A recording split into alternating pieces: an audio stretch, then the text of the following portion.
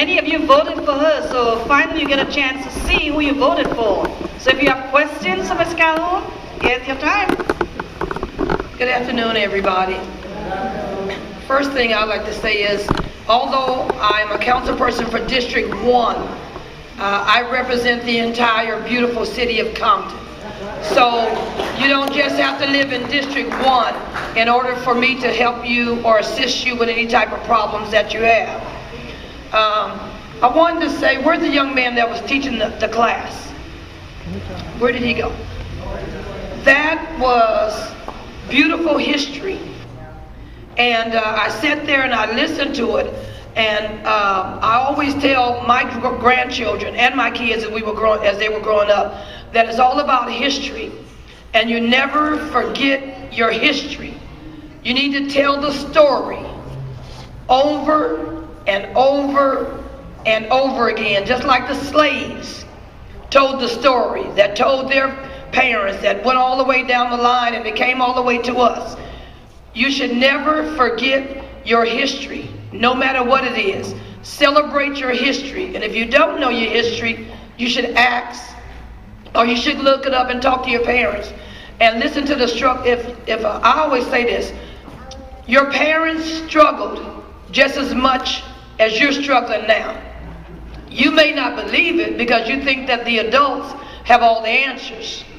I don't have all the answers, and I'm an adult, and I'm 60 years young. I don't have the answers. I'll help you find them, but I don't have the answers. And the best thing that I could say to you young men and women, go to school, get your education. It is hard out there in this city and any other city. No jobs, no work, nothing. You're looking for something, can't find nothing. Now I said those words so you can see what type of English I'm using, and it's not the correct English. Because when I went to school, tell the truth, shame the devil, I didn't care about school. I didn't care about English. I didn't care about math. I didn't care about nothing except for gym class. I'm telling you the truth, I love the gym class. Because what you do in gym, you dress, and well, back then we dressed in certain colors, probably do it still today. And you be out there on the field, the boys and the girls, and y'all know what y'all was looking at because we were looking at the same thing. Okay, so let's be truthful. So then I barely graduated because I realized, now I'm gonna tell you, I didn't realize till the 11th grade how important an education was. Because in the summertime when I thought I could find a job, I didn't find anything. Because the first thing they wanted to know was about my grades and what was I doing in school. And you had to bring your report card. And we had the CETA program back then. A lot of programs that we had then, we don't have now. And so you ladies and gentlemen don't get the benefit of all the programs that were there when I was coming up. You have some, but not the majority. There's no CETA program. There's no teen posts. Come on, I know y'all hear me. There's no teen posts. There's no place where you can go to alleviate that strain, that stress, that anger, that frustration. And then you don't have a job. And jobs are hard to find. Even right now today, if all you have is a high school diploma, it's just as tough to get a job because you got men and women that have went to college, finished college, and still don't have a job right now today. And they are struggling. Because, and I just say, although they're struggling, they got their education. And I must tell you, please get your education. Please study. And I would like to say, if you can't find a job, when I say this, invent one. Become a young entrepreneur. Say you braid hair, and you're good at braiding hair, you're good at pressing hair. Get your cosmetology license. Start off in your house, if your mother lets you. If your mother lets you now, because you know you get all that hair on the carpet, your mama come home, she get mad because you didn't pick up that hair. So, you know, you still got to follow the rules. So, you can be a cosmetologist, nails, everything. You like music? You want to sing? Produce your own CD. You got a computer? Got a printer? Put out the labels? Sell your CDs. Start out small, work out big. Sell them out the trunk of your car. Sell them to your friends. When you go to parties, right kind of parties, ask your friend, can you sing a rap song? Can you sing a gospel song? Be an entrepreneur. We have a thing for the city of Compton which is called SBA, Small Business Loans, to help young men and women start their own business. Look into it.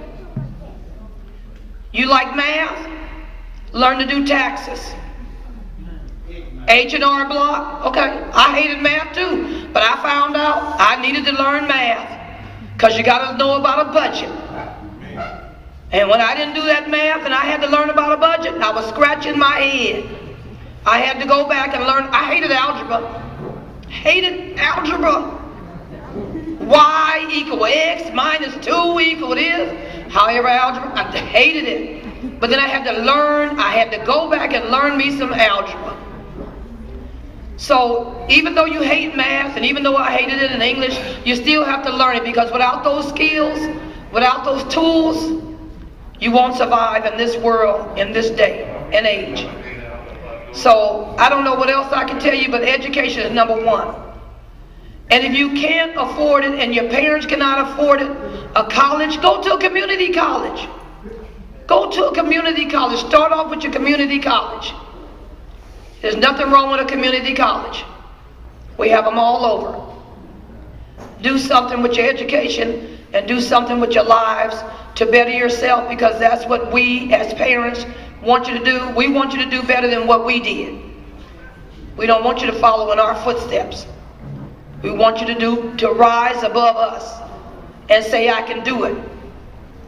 Whether you're homeless, you don't have a place to live, whether you're sleeping in your car, those are just circumstances, and you can rise above it because you have been in the struggle. So you know what it's like to be homeless, to be hungry, to have no clothes except for the clothes on your back. I tell you to wash them out every day and ignore what people say about you. Oh, ain't that what you had on yesterday? Yes, and it's clean and I smell good. That's all you got to be concerned with, and you go and you get your lessons, because everybody don't have it. There are so many homeless children and students that go to classes that you wouldn't even know it. You could be sitting next to a homeless person right now and they won't tell you. But they get up every day and put their clothes on and go to school, and they go to the struggle. So I don't know what else I have to tell you, but before you talk about somebody and how they look and how they dress, I need you to put your feet in their shoes. Wear their shoes for one day, a week, and maybe you will turn it around and say, you know what, I need to adopt this person. She need to be my friend, or he need to be my friend, or I need to bring him home to have a good meal. You don't know what you might be doing for somebody else that somebody might be able to do for you. I know you have a lot of challenges. There are gangs out there. They want you to join them. And I'd like to tell you, through it all, the only gang you have is your family. Because when you join that gang and that gang say, we love you, and you go to jail and your homie will say, man, we gonna send you money to put on your books, and you looking for that money on your books, and you don't see anything on your books, and then you got to call home collect because your friends won't take your collect calls. Come on, no, I know y'all hear me, because I know y'all seen it, and I know it happened probably to some of your friends. Your parents are the ones that's going to send you the money on your books. Your parents are the ones that's going to send you the packages, so that while you're in there, you'll be able to maintain and people won't be whatever they do in jail. So it's your family that's your gang member, the good gang member. So I would just like to say, you may not like the rules and regulations that your parents put down, but if you can't follow your parents' rules and regulations, you can't do society's rules and regulations. because we all have them. So just take it to heart. And it's one thing I learned, if you don't, shh, you can't hear. And in order to hear, you gotta listen. Maybe what I'm saying is, you don't care, and that's okay. But I'm gonna say it because it might touch somebody in here, and it might help them with their life. I don't know. I don't know. But before you leap, why don't you take a look? And if you can't talk to your parent, then you need to find somebody that you can talk to. A coach, a teacher, a counselor, a nurse. You got to find somebody, even your best friend. You got to talk to somebody. You got to talk to somebody. And I don't know what else to say, but stay in school and get an education. That's all I can say. Thank you, Ms. Calhoun. Thank you. Okay. My students, I love you guys. Thank you. I had some participants. I want the parents to know we had a couple of students they did some homework last night. They did some research on Dr. Lee Barker, and one student was going to present, and another one was going to present in Spanish for the Spanish speakers. We also had students identified to ask questions of Sheriff Barker, and we were hoping to get great answers and resources and to see how we can improve the relationship between the police department, the sheriffs, and our residents of Compton. I was hoping that this would be the starting ground so that we can have better, more positive outcomes. All right, so guys, please do not throw your papers away. Give them back to me. Sheriff Barker has apologized, and he will call us for another date, and then we will be able to ask our questions. I really thank you guys for agreeing, for saying yes. I know you were nervous, but that's okay too. Parents, thank you for coming. Thank you so much. Staff, thank you as usual. Thank you, everybody. Thank you, students. Please take your chairs back over. Everybody pick up a chair. You're walking out. Take your chairs back, nice and orderly. Thank you very much. You want these back? Oh, no, these are for you. The students filled out papers to